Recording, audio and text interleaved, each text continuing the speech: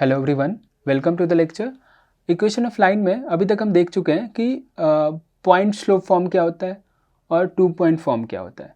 तो पहले हमने देखा था कि अगर हमारे पास स्लोप है और एक पॉइंट दे रखा है तो हम इक्वेशन ऑफ लाइन कैलकुलेट कर सकते हैं, या तो हमारे पास अगर 2 पॉइंट दे रखा है तब भी हम इक्वेशन ऑफ लाइन कैलकुलेट कर सकते हैं।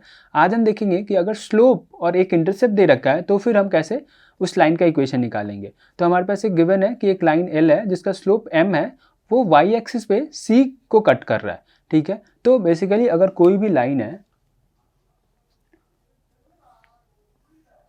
ये एक्स एक्सिस है हमारा, ये वाई एक्सिस है, अगर कोई भी लाइन वाई एक्सिस को कुछ सी पे कट कर रहा है दैट मीन्स वहाँ पे एक्स का कोऑर्डिनेट तो जीरो होगा, सिर्फ वाई का कोऑर्डिनेट होगा सी। ठीक है, तो और इस लाइन का इक्वेशन क्या है, एम है। तो हमें ऑलरेडी पता है कि अगर एक पॉइंट हमें पता चल जाए और स्लोप पता चल जाए लाइन का तो फिर हम पॉइंट स्लोप फॉर्म से उस लाइन का इक्वेशन निकाल सकते हैं। तो हमने यहाँ पे भी वही किया कि जैसे ही हमारे पास y इंटरसेप्ट दे रखा है तो y इंटरसेप्ट देने का मतलब वो y एक्सिस को कहाँ पे कट कर रहा है, और कोई भी लाइन अगर y एक्सिस को कट कर रहा है मतलब वहाँ पे x कोऑर्डिनेट जीरो होगा, सिर्फ y कोऑर्डिनेट का वैल्यू होगा। तो जब भी हमें अगर y इंटरसेप्ट का वैल्यू दे रखा है दैट मीन्स हमें बेसिकली एक पॉइंट ही दे रखा है 0,c।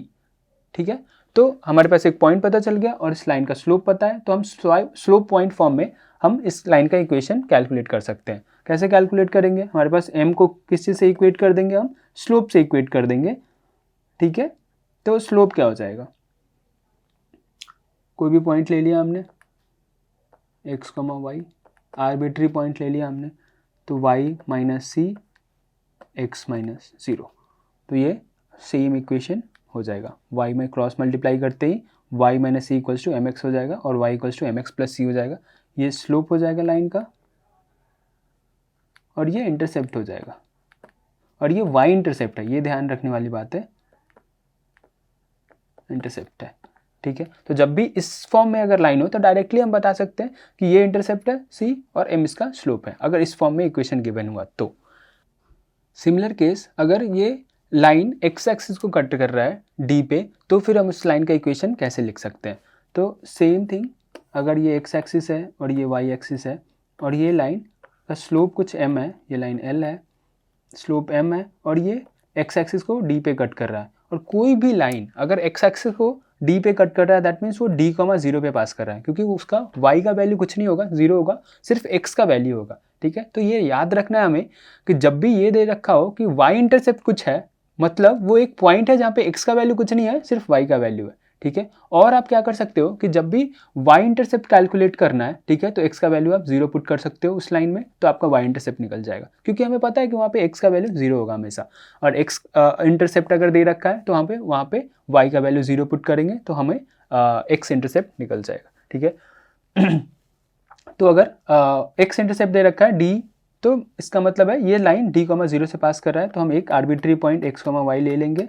ठीक है, और फिर हम सेम चीज़ करेंगे, उसका स्लोप जो होगा y minus zero upon x minus D को m से इक्वेट कर देंगे, तो हमारा ये लाइन आ जाएगा y equals to M X minus M D. ठीक है, तो ये हमारा इक्वेशन ऑफ लाइन हो जाएगा अगर x इंटरसेप्ट दे रखा है तो, और y इंटरसेप्ट दे रखा है तो y equals to M X plus C हो जाएगा। एक एग्जांपल हम सॉल्व करते हैं। हमारे पास एक इक्वेशन ऑफ लाइन निकालना है जिसका स्लोप हमें दे रखा है 1/2 और y इंटरसेप्ट दे रखा है -3/2। हमें पता है इस इक्वेशन का अगर डायरेक्ट लिखना है हमें तो हमें पता है कि y equals to M X plus C होता है, जहाँ पे c क्या होता है, y इंटरसेप्ट होता है, तो y इंटरसेप्ट कितना है -3/2, और y अगर m का वैल्यू क्या हो जाएगा, m का वैल्यू हाफ हो जाएगा, तो डायरेक्टली वो इक्वेशन हमें मिल जाएगा, ये रहा। और अगर हमें एक इक्वेशन निकालना है जिसका स्लोप दे रखा है हाफ और x इंटरसेप्ट दे रखा है हमें, तो वो भी हमें पता है y इक्वल्स टू क्या हो जाता है m x माइनस डी। ठीक है, ये d हो जाता है x इंटरसेप्ट और m होता है स्लोप, तो हम वो भी डायरेक्टली कैलकुलेट कर सकते हैं। तो हमें देख सकते हैं कि ये इक्वेशन मिल गया हमें, y इक्वल्स टू m का वैल्यू हो गया ये, और ये d हो गया x इंटरसेप्ट। ठीक है, अब हम देखते हैं कि इंटरसेप्ट फॉर्म क्या होता है। तो जब भी हमारे पास सिर्फ x इंटरसेप्ट और y इंटरसेप्ट दे रखा हो तो फिर हम इक्वेशन ऑफ लाइन कैसे कैलकुलेट करते हैं। और हमें पता है कि अगर सिर्फ x इंटरसेप्ट दे रखा है तो हमारे पास बेसिकली एक पॉइंट हो गया जो कि x एक्सिस को कुछ वैल्यू पे कट कर रहा है, तो वहाँ पे x, 0 के फॉर्म में कुछ पॉइंट हो जाएगा। और अगर सिर्फ y इंटरसेप्ट दे रखा है तो मतलब एक पॉइंट ही है बेसिकली जो कि 0, y पे कट कर रहा है, ठीक है। और अगर हमें दोनों इंटरसेप्ट दे रखे हैं तो हमारे पास बेसिकली 2 पॉइंट हो गए, और हमारे पास 2 पॉइंट हो गया तो हमारे पास ऑलरेडी इक्वेशन है 2 पॉइंट फॉर्म, वहाँ से हम इक्वेशन ऑफ लाइन निकाल लेंगे। अब हम देखते हैं कि यहाँ पे हम कैसे इक्वेशन ऑफ लाइन कैलकुलेट करते हैं, और हम देखेंगे कि लास्ट में हम एक इक्वेशन मिलेगा जो कि बहुत अच्छा इक्वेशन होगा सॉल्व करने के लिए। तो हमारे पास एक लाइन है, suppose a line that makes, तो हमारे पास लेट्स फॉर एग्जांपल ये x कोऑर्डिनेट हो गया, ये y कोऑर्डिनेट हो गया, ठीक है। और ये स्लोप, ये एक लाइन है जो कि x एक्सिस और y एक्सिस का इंटरसेप्ट दे रखा है। x और x एक्सिस का इंटरसेप्ट है 0, a, 0, और y एक्सिस का इंटरसेप्ट क्या है 0, v, ठीक है। और एक आर्बिट्री पॉइंट हम ले रहे हैं x, y, ठीक है। अब क्या करेंगे कि 2 पॉइंट फॉर्म में हम इस इक्वेशन का स्लोप कैलकुलेट करेंगे। तो इस दोनों पॉइंट से हम स्लोप कैलकुलेट करेंगे तो क्या हो जाएगा y - 0 upon x minus a, ठीक है। और इस पॉइंट से, इस दोनों पॉइंट से हम स्लोप कैलकुलेट करेंगे जो कि हो जाएगा b - 0 अपॉन 0 - a, और दोनों को इक्वेट कर देंगे। और उसके बाद जब हम इस इक्वेशन जो हमने लिया है 2 पॉइंट फॉर्म से, इसको थोड़ा एल्जेब्रिकली, थोड़ा सिस्टमेटिक ढंग से अगर लिखेंगे तो हमारे पास ये इक्वेशन आ जाएगा, ठीक है। और ये इक्वेशन देख सकते हैं हम कि ये हमारे पास x upon a plus y upon b के फॉर्म में है। तो ये बेसिकली है क्या, हमारे पास पता है कि a क्या है, x इंटरसेप्ट है, तो इसको ऐसे लिख सकते हैं x upon x intercept plus y upon y intercept